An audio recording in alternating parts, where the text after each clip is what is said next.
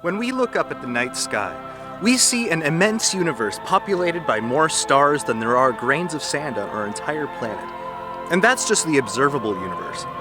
We know that each of those stars is a sun, and around those suns are planets. And chances are, there's life on them. But for the majority of human history, this was not the case. The dominant model in Europe up to at least the 17th century saw the Earth as the center of the universe. The sun, the planets, and the stars were thought to be placed in a series of crystalline concentric spheres that rotated around it. Beyond that lay heaven. To suggest otherwise was at best a minority view, and at worst, heresy. By the latter part of the 16th century, a lone wanderer, ex-friar, and itinerant philosopher did suggest an alternative model of the universe. One that was so far-fetched that when its full implications were assessed by the church, he ended up being burned at the stake. His cosmology was one of infinite worlds, both large and small. His philosophy, one of love and acceptance. His name, Giordano Bruno. Today on Totally Awesome History, the infinite worlds of an Italian heretic.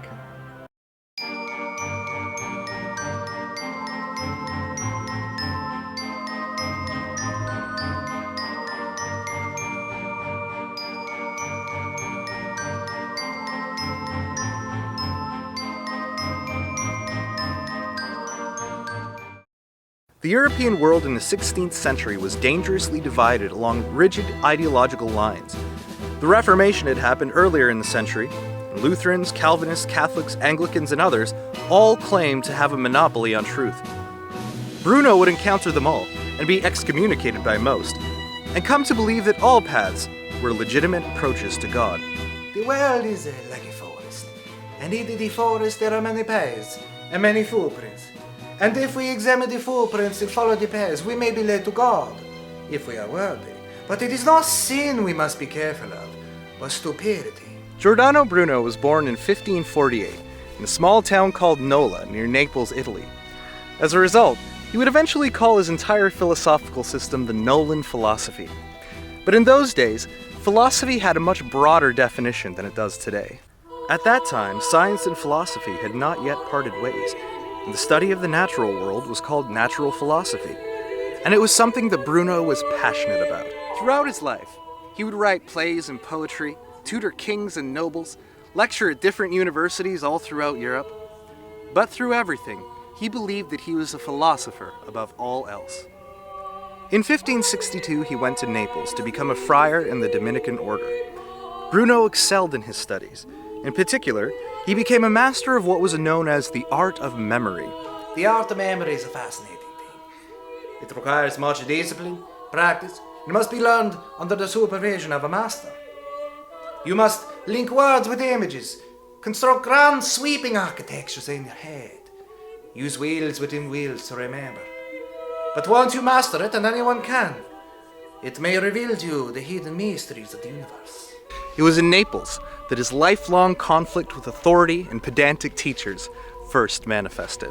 Vice finite. Clears out a cell of everything but a crucifix. Number 2. Goes up to some novice, says, "Hey, you should not be reading about the Holy Virgin Mother. You should be reading about the Church Fathers." Number 3. He has the nerve to challenge an elder about the personhood of Christ.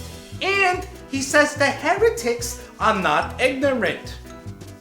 I tell you, this guy, no respect. He probably don't even like his mama's meatballs.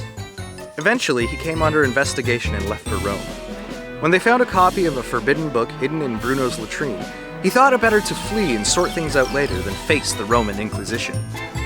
This would eventually lead to him being defrocked and excommunicated by the Catholic Church. Lonely and lacking substantial work for a man of his educational stature, he made his way to the Protestant Calvinist community in Geneva, searching for a place to belong. In Geneva, he had the misfortune of attending a class by a high-ranking Calvinist named Antoine de la Fay. When he wasn't allowed to ask questions in class, his old antagonism toward authority reared its head. Students are supposed to write. Teachers simply read, okay? Now, that's not good enough for Mr. Bruno. No, Mr. Bruno's gotta ask questions, and when he can't ask questions, he goes and publishes 20 mistakes that I made. I'm sorry, but that's inappropriate.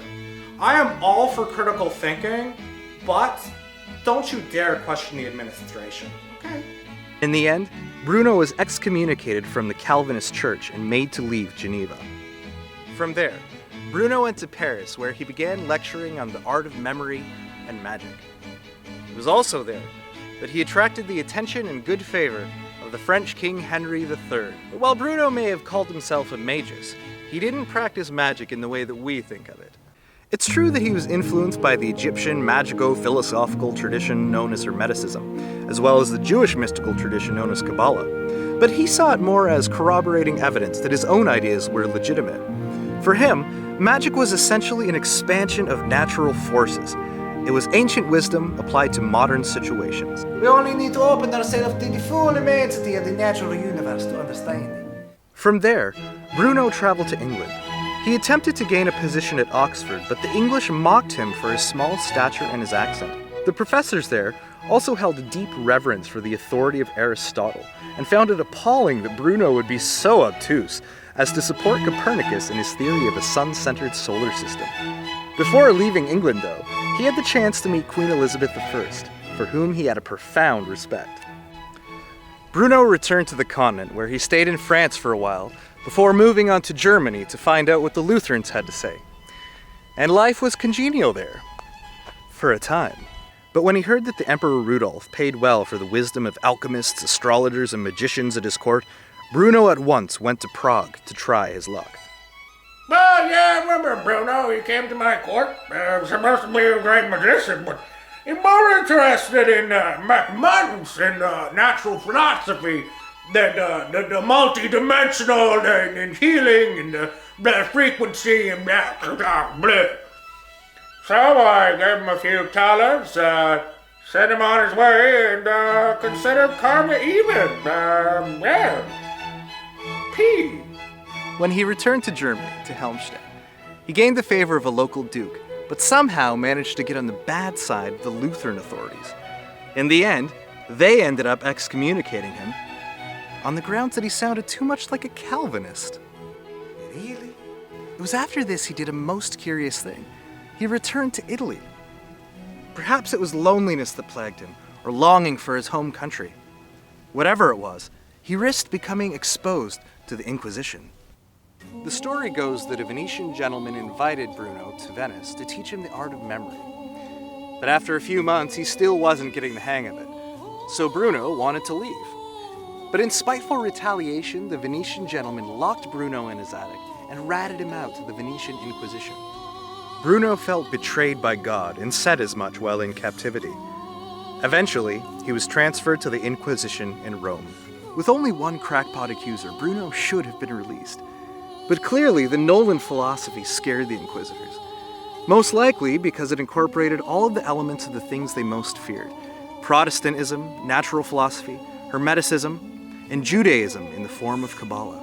This guy tries to announce the infinite worlds out there with life on them, and that the earth goes around the sun, and that the stars are like our sun, only far away. They ain't the first wacko to try and tell us this. But he also says that our reality is composed of little bitty tiny particles in an ocean of energy. And that God is everywhere, and that no one has special access to knowledge of God. Now I tell you, not only does this undermine our special place in the universe, but it also implies that Holy Mother Church is not God's enforcer and lieutenant down here. And that, I cannot abide. That is heresy. God is the only constant in the universe. All else is the oscillations of seeds, forming and reforming in different patterns everywhere. Even our souls, so when we die, we will simply become something else. As God is infinite and eternal, so too must the universe be. And it fills me with awe. Then, an insane former cellmate of Bruno's from Venice told the Inquisition what Bruno had said while in prison. This brought his accusers to two. But despite this, Bruno was so adept at arguing, they held him for 6 years without being able to get a conviction. Roberto Bellarmino was the lead inquisitor called to the case in 1599. He had recently been raised to the position of cardinal and took his job as an inquisitor very seriously. He felt it was his solemn duty to instruct, correct, and punish, if necessary, those who had followed a wayward path. He would also be involved with the Inquisition's investigation of Galileo, who was not surprisingly heavily influenced by Bruno, but just a few years later. So I get this call. Bobby, we need your help down here. Got this heretic, got him 6-7 years. Can't get a recantation, can't get a conviction. I tell you, he's like Teflon, and he's the worst of the wackos. They say, 6-7 years, what the you been doing? I'll be right down. I go down, I give it a listen, make some shit up, eat some pasta, bada bing, bada boom. You got it. Listen, man, when the facts did not suit him, he simply made things up. And yet I demanded the Pope himself to tell me what I believe is heresy. I mean, who is this guy? Who am I? Right? I am Robert Bellarmino. I am the church. And you best remember that. Or I will inquisite you too.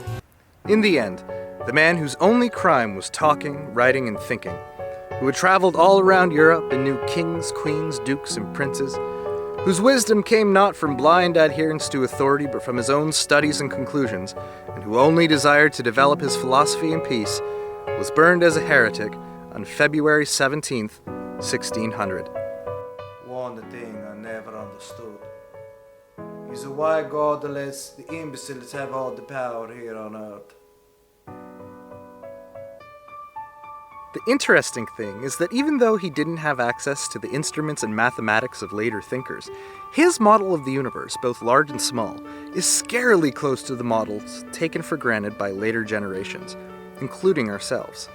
Like us, Bruno lived in a time of transition, in a time of ideological extremes, where it seemed that every day, extremism and unquestioning obedience to authority were gaining ground. Some have chosen to see Giordano Bruno as a martyr to science, others to mysticism. But above all, he was a martyr to the open-minded, to the intellectually and spiritually curious, to those with the courage to question even the most fundamentally accepted truths, to the lonely and the misunderstood, to those whose vision of the world and the universe is so much bigger than the status quo will ever allow. And for that reason, Giordano Bruno is especially relevant today. And it's also the reason he's part of totally awesome history.